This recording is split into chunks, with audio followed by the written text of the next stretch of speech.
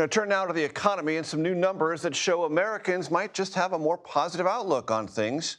The Consumer Confidence Index rose 2 points compared to last month. All this a day before the Federal Reserve announces its latest decision on interest rates. I think we know what's going to happen, but Kelly O'Grady will fact check me on that. Kelly, great to see you. We have a sense, or at least the market has a sense of what isn't going to happen tomorrow, correct?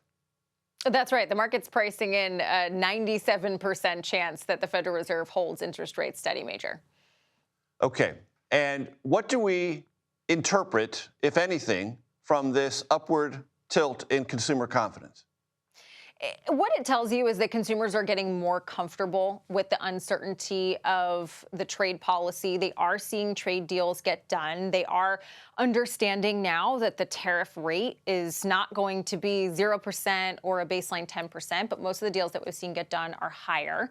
But what did really stand out to me is that overall consumer confidence. It tracks how people are feeling about the economy, their financial situation, the labor market. But you can actually break that down into how they're feeling currently about the situation and how they're feeling about things in 6 months. We actually saw a bigger increase if you look at the 6-month picture, but a drop if you look solely at that current picture.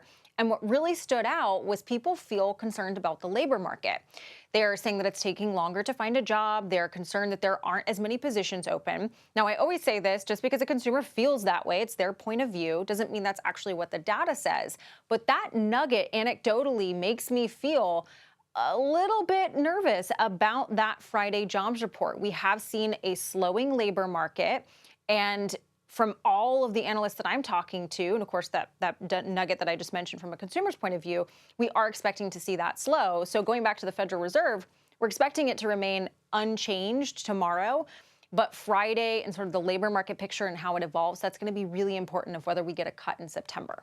And Kelly, just to button up something you and I discussed last night, there was a reference made by President Trump, and we talked about it, $600 billion in European Union investment in the United States. Heads of the European Commission said today they have no control over that. That's entirely up to private businesses within the European Union countries, all 27 of them. No guarantee that investment's going to happen. It very well might, but it's not for sure.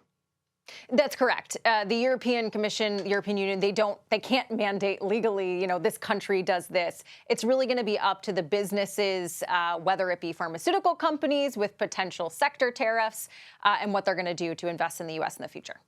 Kelly O'Grady, I appreciate it very much.